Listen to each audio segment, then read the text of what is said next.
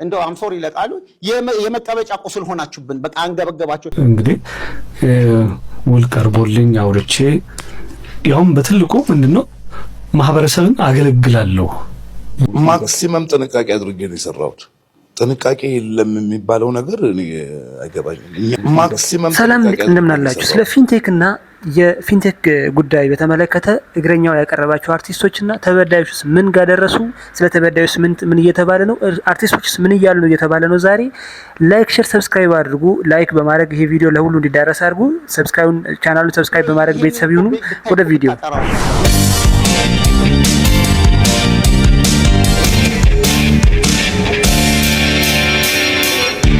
በእግረኛው ሚዲያ የትናንት ኢንተርቪው ሙሉን አይቼዋለሁ። ሁሉም አርቲስቶች በፊንቴክ ጉዳይ የተጠረጠሩት ሰራዊት ፍቅሬ፣ ሰለሞን ቦጋለ፣ ዳንኤል ተገኝ፣ እነ አብርሃም ግዛው ኢንተርቴይንመንት፣ እነ ወንድም ካሊድ እና ሌሎችም በፊንቴክ ዙሪያ የተጠረጠሩ ሰዎች ሁሉም አይናቸው በጨዋጥበው የበደላቸው ህዝቡን እየሰደቡት እየረገሙት ነው።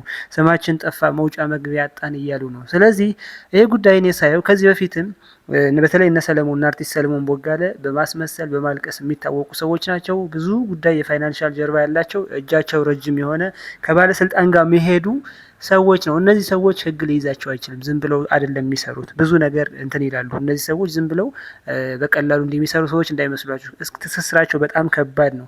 ነገር ግን አሁን የፈለጉት በህግ እንደማይጠየቁ ያውቃሉ፣ መንግስት እንደማያስራቸው ያውቃሉ። በነጻ ተለቀዋል። እነሱ የሚሉት ግን አሁንም በዝና መኖር ነው። ድጋሜ ለመዝረፍ፣ ድጋሜ ለመብላት፣ ድጋሜ ለመስረቅ። ይህንን ስማችን ጠፋ ነው። ከዚህ በኋላ ማስታወቂያ ብንሰራ ማንም አያምነንም ነው የሚያንገበግባቸው እንጂ ሁሉም ሌቦች ናቸው፣ ይታወቃል። እንደገና ድጋሜ ህዝቡን ለመዝረፍ ነው እያሉ ያሉት። ስለዚህ የኢትዮጵያ ህዝብ ችግርህ ምንድን ነው?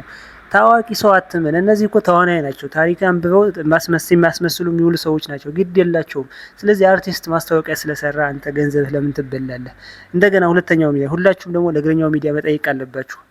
የእግረኛው ሚዲያ እነዚህ ሰዎች አቅርቧል፣ ጥሩ ነው። ነገር ግን ተበዳዮችን ማቅረብ አለበት። አሁን አንዳንድ ኮሜንቶች እያየሁ ነበር። ብዙ ሰው ተበዳይ ይቅረብ፣ ተበዳይ ይቅረብ፣ ተበዳይ ይቅረብ። ተበዳዮች መቅረብ አለባቸው። ትክክለኛው ሰው ለፍርድ መቅረብ አለበት። ይህን ነው ለዛ የምላችሁ ምንጭው። ምክንያቱም ሌላ ቦታ ላይ ወደ 3 ሚሊዮን ወይ ምናምን የሚሸጥ መኪና እኔ በእንዲህ አይነት መልኩ ነው የማቀርበው። መጀመሪያ 950 ሺህ ብር ያስገቡና ቀሪውን 950 ሺህ ብር በ5 ዓመት ውስጥ ያለወለድ በየወሩ እንዲከፍሉ አደርጋለሁ ሲል ሰርተሃል ሲባል 3 ጊዜ በተለያየ ትልልቅ ቦታ፣ ዝም ብሎ ሰፈር ውስጥና መንደር ውስጥ አይደለም፣ ቢሮ ውስጥም አይደለም፣ ኦሮሚያ ባህል ማዕከል ስታዲየም ጋር ያለው ስካይላይት ሆቴል እና ወዳጅነት ፓርክ ላይ በከፍተኛ ድምቀት መኪና አስረክቧል። ተፈርሞ ምናምን አይ ካሊድ እኔ መኪናው ለሌሎቹ ከተሰጠ ካለቀ በኋላ ወስዳለሁ ብሎ ተማምኖ ቁጭ ብሎ በቃ ምክንያቱም የሄደ ነው ድርጅቱ። ለበጎ እስካሁን ምንም ያለው ነገር የለም። ይህን ያህል ሚሊዮን ከህዝብ ሰብስበናል፣ ይህን ያህሉን ለእንደዚህ ግንባታ ውለናል፣ እንደዚህ ሚል ገና ነው። አሁን ነው የምንጀምረው።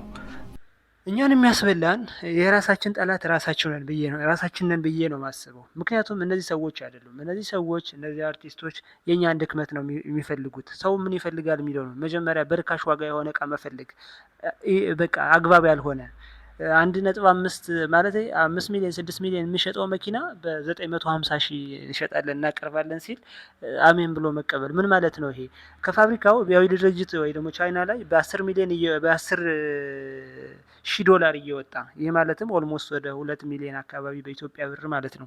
ስለዚህ 10 ሺህ ዶላር እየወጣ ይህንን ደግሞ የትራንስፖርት ኮስቱ የጉምሩክ ቀረጡ ወይ ደግሞ ሺፒንግ ምኑ ሳይጨምር ነው። ይህ ሲጨምር ደግሞ በጣም ብዙ ሊሆን እንደሚችል ግልጽ ነው። እንደዚህ ባለበት ሁኔታ በ950 ሺህ እናቀርባለን ሲል እንዴት እናንተ ታምናላችሁ? ብዙ ሰዎች ተበልታችኋል። እኔም ብዙ ማውቃቸው ሰዎች የተበላችሁ ሰዎች አላችሁ። በፊትም ዲስከስ እያደረግንበት ነበረ በዚህ ጉዳይ በሚዲያ ባላወጣውም ማለት ነው። እና ምንድነው አርቲስቶቹም ያውቃሉ በ950 ሺህ መኪና ተገዝቶ እንደማይመጣ ያውቃሉ። እነሱ ግን ምንም አያገባቸውም። አንደኛ ወረቀት አምጥቶልናል እያሉ ነው። ፌክ ዶክመንት አሰርቷል። ሰውየው ደግሞ ብቻውን አይደለም ይህን ስራ የሚሰራው፣ ባለስልጣን ይተባበረዋል። ከመንግስት አካላት አሉ ይህንን ነገር የሚያደርጉለት። አርቲስቶቹ ደግሞ ያውቃሉ። ምን አገባቸው? ገንዘብ ከከፈላቸው። አርቲስት አዝማሪ ነው። አዝማሪ ደግሞ ቁርጥ በጣለለት ምግብ ባገኘበት እና የሆነ ነገር ሳንቲም በተወረወረለት የሚዘፍን ነው። ከድሮ ጀምሮ የአዝማሪዎች ባህሪ ብናየው በየቤቱ እየሄዱ ያበላውን ሰው ሌባውንም ጀግና፣ ሰራቂው ዘራፊውንም ገዳይ ማለት ጀግና፣ ሀገር ጠባቂ፣ ተዋጊ፣ የቢዝነስ ሰው ብሎ ሊያሞግስ ይችላል። ምን አገባው ገንዘብ ከተከፈለው። እነዚህም አዝማሪ ናቸው፣ ሱፍ የለበሱ አዝማሪ ናቸው። እነዚህ አዝማሪዎች እንግዲህ እንደነ ሰራዊት ፍቅሬ ላለፉት 30 ዓመታት ለመጣ ለሄዶ ሲያጎበድድ የሚኖር ሰው ነው። እነ ይገረም ደጀኔም ብትሉ በዚህ በቤተ ክርስቲያን በዚህ በአርቲስት ነን ይላሉ። በቃ እንደዚህ ያሉ እያጨበጨቡ ካለው ከመጣው ተስማምተው እንጂ ለህሊናቸው የሚኖሩ ሰዎች አይደሉም። ገንዘብ ነው የሚፈልጉት። ገንዘቡ ደግሞ እንጂ ሪያሊቲውን መጀመሪያ በ950 ሺህ መኪና ሊመጣ እንደማይችል ታውቃላችሁ። ማንም ሰው ያውቃል። ኢቭን ራሱ ሰራዊት ፍቅሬ ብሏል። አሁን በ950 ሺህ የተረከቡ ሰዎች አሉ ብሎ በዚህ የእግረኛው ፖድካስት ላይ ተናግሯል። ግን እውነት ውሸት ነው ነው የሚላቸው ውሸት ነው። በ950 ሺህ የሚመጣ መኪና የለም።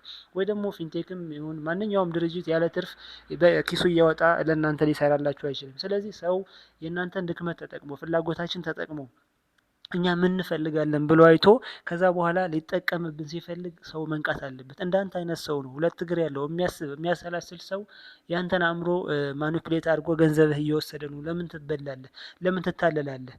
አርቲስትን አትመን። አርቲስት ትወና ነው። ብዙ ታሪኮችን እያነበቡ የሚተውኑ ሰዎች ናቸው። አሁንም እየተወኑ ይሁኑ ወይስ ሪል ማንነታቸው እያሳዩ ይሁኑ በምን ልታውቅ ትችላለህ?